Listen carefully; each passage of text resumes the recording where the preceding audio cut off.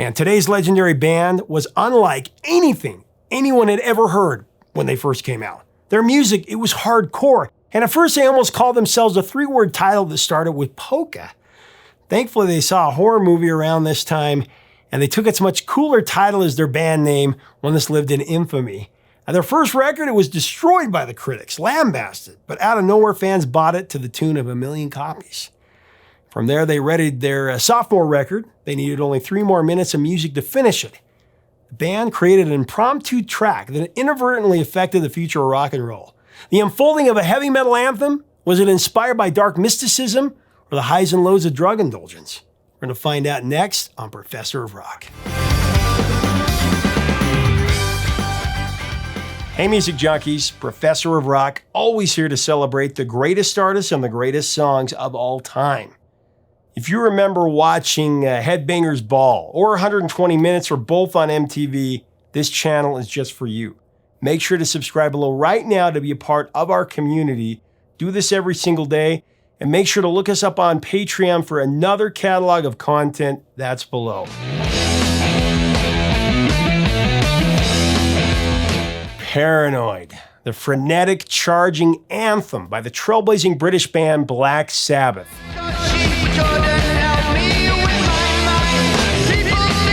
Just one of the most influential songs that ushered in the heavy metal movement, if not the song that did. Arguably the track that birthed the subgenre of thrash metal.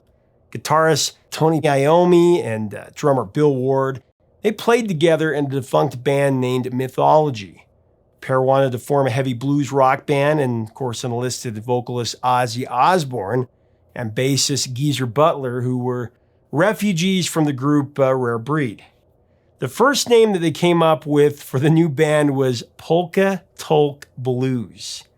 Thankfully, that moniker didn't stick, and they eventually decided on Black Sabbath after witnessing a crowded matinee screening of the Boris Karloff movie of the same name. The group landed a small advance from Vertigo Records, and they recorded their self-titled debut album the same day that they got that money. Black Sabbath, the album, that was released in early 1970, featuring the lead single Evil Woman.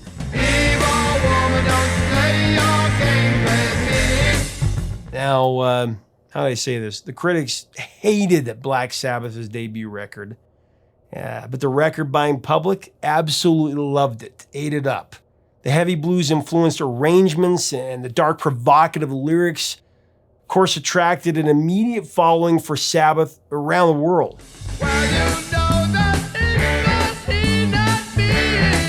After defying critics and selling over 1 million units with their introductory record, expectations were through the roof, significantly higher, for the band's sophomore offering.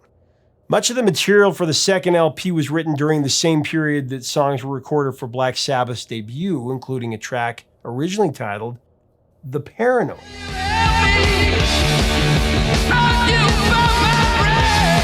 The Paranoid was recorded in less than 3 days, with the band performing live in studio.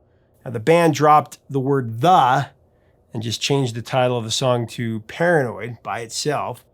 Not because of an intended lyrical hook. The fact is the word paranoid is never used in the song.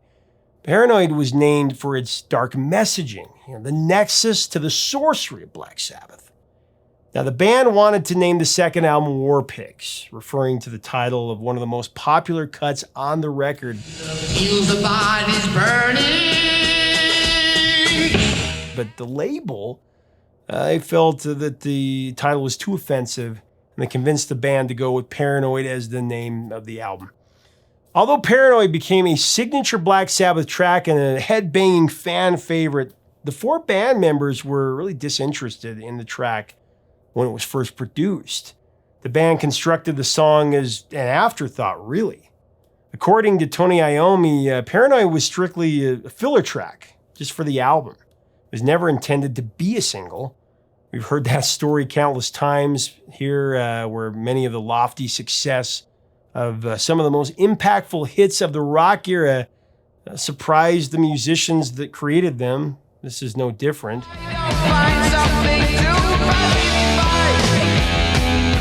The album was almost finished, but the band needed one more 3-minute track to complete the record.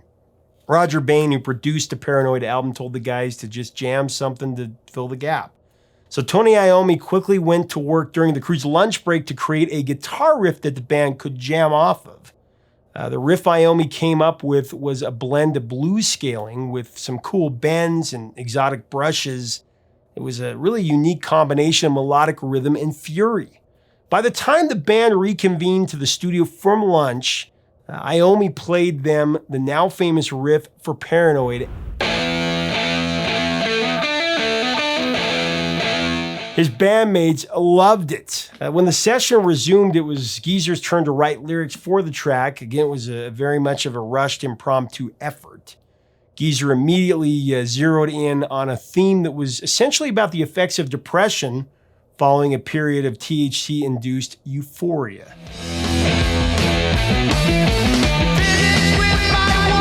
Because she couldn't help me with my mind. People think I'm insane because I'm frowning all the time.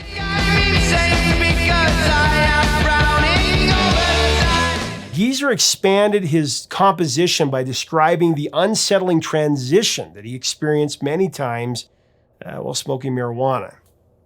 He found that when the THC gets you high, you become paranoid about other people. Eventually, the high wears off, the paranoia subsides, and you're left with an empty, depressed feeling. All day long, I can think of things, but nothing seems to satisfy. Think I'll lose my mind if I don't find something to pacify.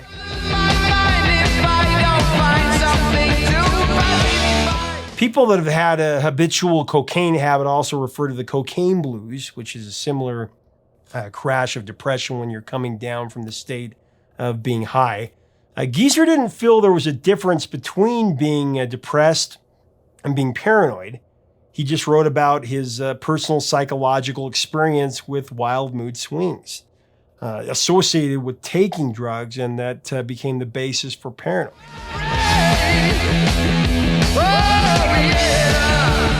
He said, "Make a joke and I will sigh, and you will laugh and I will cry. Happiness I cannot feel, and love to me is so unreal."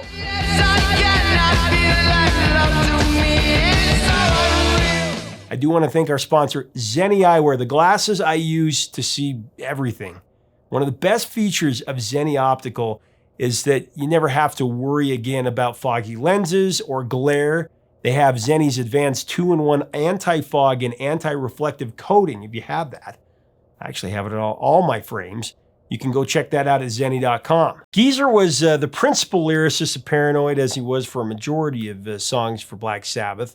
Born Terrence Michael Joseph Butler, he actually acquired the nickname Geezer during his youth in Birmingham, England.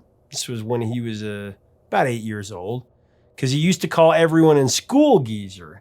Back then in 57, geezer was a slang term for a man used to greet somebody, similar to the way people say, hey dude, or hey man today. In his teen years, Geezer adopted a writing style that was influenced by Aleister Crowley. Of course, Aleister was a colorfully bizarre figure in mid-20th century England. Crowley dabbled in many interests such as the occult, painting, mountain climbing, and demon worshipping. He founded Thelema, a cult for which Crowley proclaimed himself a prophet of New Age mysticism. I guess there were 3 mantras that defined the gospel of Crowley's Thelema. Number 1, do what thou wilt shall be the whole of the law. Number 2, love is the law, love under will. And the 3rd mantra, every man and every woman is a star. When Geezer handed the lyric sheet to Ozzy to put his vocal on the track, Ozzy followed Iommi's guitar riff and constructed the melody line to deliver a frantic cadence for Paranoid, as if he were reading the words he was singing for the first time.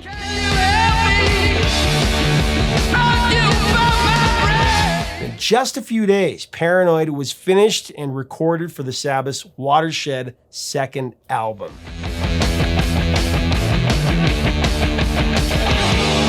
A few days before the recording sessions for Paranoid, the band got into an intense physical altercation with a bunch of skinheads who took exception to the long hairs. They started a fight with the band members.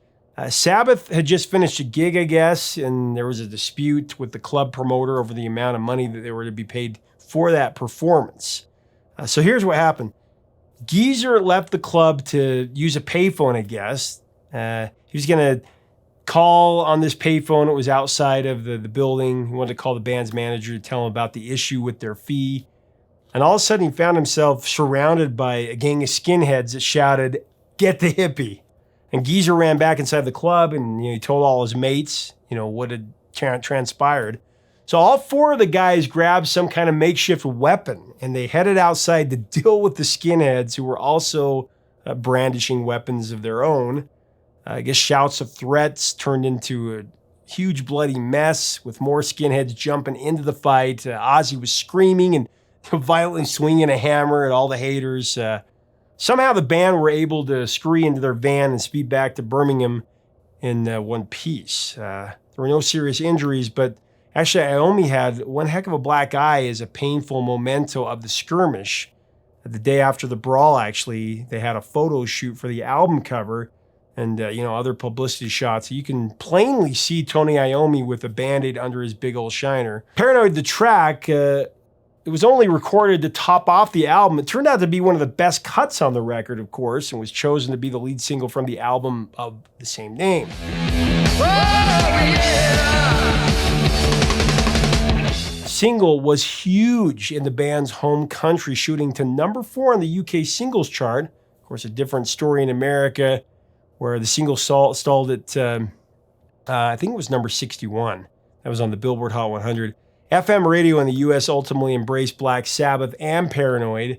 It evolved into a staple at the album-oriented rock format at that time. Paranoid is regarded as one of the greatest metal songs ever, one of the greatest guitar tracks in so many publication polls. VH1 actually ranked it number 1 on their survey of the greatest metal songs. In spite of the top 5 showing in the UK, Paranoid did not escape controversy, much to the label's dismay. The song has always stirred up conjecture for allegedly encouraging suicide in the face of crippling emotional trauma. But the paranoia of the pundits is largely caused by a misheard lyric, as is the case with much of the music that the powers that be deemed as satanic. Many people think they hear, "I tell you to end your life," when the lyric is actually, "I tell you to enjoy life." Big difference there. The complete verse is actually, "And so as you hear these words,"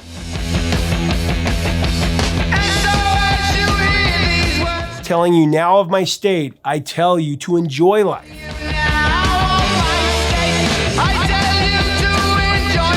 I wish I could, but it's too late. On a smaller scale, there have been rumblings from fans of a very obscure band called Half-Life from Saginaw, Michigan, that have accused Iommi of ripping off the guitar line of Half-Life's song, "Get Down."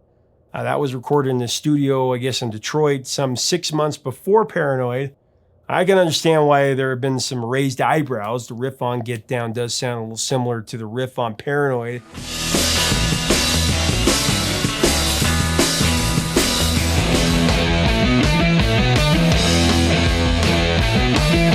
But there are many cases of artists getting similar inspirations without having heard each other's songs.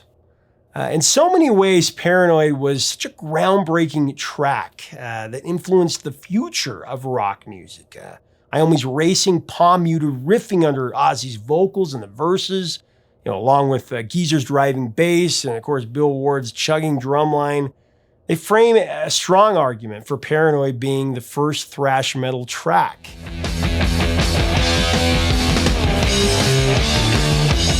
Iron Man effectively built the foundation for Ozzy's notoriety as the Prince of Darkness.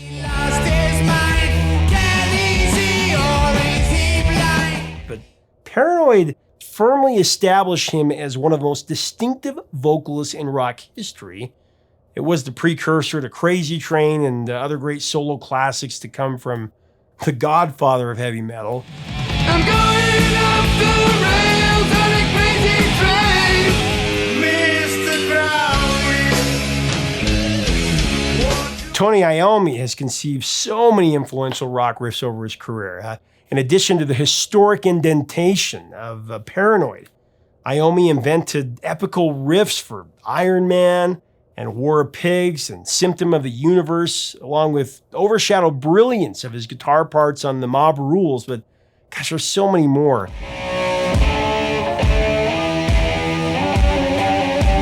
The hands of Iommi gave us the raging sound of heavy metal.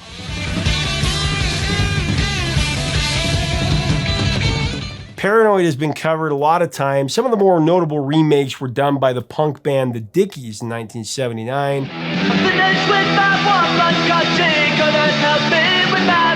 There was Clay People in 93, Megadeth in 94. And Weezer did it in 2019.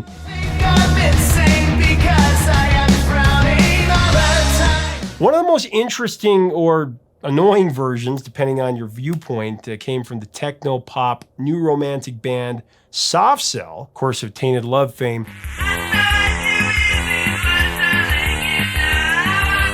Black Sabbath's Paranoid was placed in a lot of movies, or Sid and Nancy, Dazed and Confused, Any Given Sunday, Almost Famous, We Are Marshall, and Suicide Squad, among a lot of others. Actually, in Finland, Paranoid has the same kind of national notoriety in pop culture as Skinner's Freebird has in America, with members of the audience at concerts of any genre often shouting, "Play Paranoid." Now, Ozzy quit Sabbath in 77, returned a year later, was permanently sacked from the band in 79 when his drug and alcohol abuse proved to be just too detrimental. The original Sabbath lineup did reassemble for Live Aid in 85. It's actually the first time the classic foursome performed together since 1978.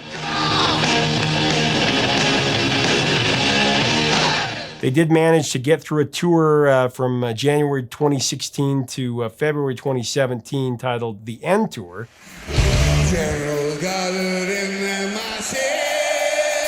Ozzy reportedly loathed the tour. In 2018, they teetered with the idea of reuniting with Ozzy again, but by 2020, any talk of another reunion faded away completely. Geezer stated that Sabbath is finished. Ozzy said he was done with Sabbath forever. Iommi had a glimmer of optimism, confessing that he missed playing with the core Sabbath lineup and would leave that door open. Bill Ward admitted that he no longer had the chops to play drums in concert with any band, but he too would love to make another record with Ozzy, Iommi, and Geezer.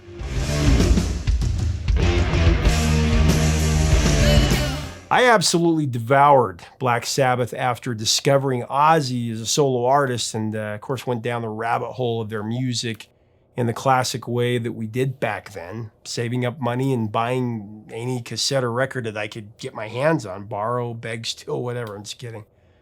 It's not like you could call the radio station in the small town in Idaho that I grew up in and request it and then try to record it off the radio. The pop stations or even the classic rock stations there weren't really playing Black Sabbath. Black Sabbath was pretty much contraband in those days. Just uttering the name of the band could get you sent to the principal's office back in those times.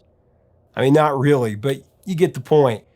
I mean, I remember when, you probably did this too, we used to draw Ozzy on our knuckles, O-Z-Z-Y, and we'd do this, and we'd get a dirty look from any adult over 18. Having said that, I'll never forget the newfound respect that I gained for my old man when I was looking at his 8-track collection once, and I found 2 Sabbath cartridges, their debut and Paranoid. I was in his shop, I think I was like 12. I remember I was so excited when I asked him about, Black Sabbath. I think my mom was not too far away. He just put his fingers up to his lips, and he gave this sly smile and kind of winked at me and said, "Don't tell your mom." I also just loved Ronnie James Dio as part of Sabbath. We will definitely cover more of their powerful music, the music they made over their noteworthy career. Seriously, Black Sabbath, the pioneers of heavy metal, who inadvertently created Paranoid, a song that changed all of music forever.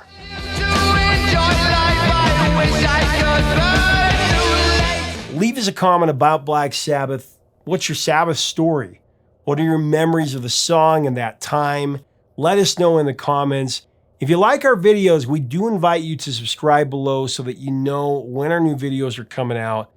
Make sure to check us out on Patreon for even more content and to support our mission of keeping the music alive. Take a look at our merch at professorofrock.com.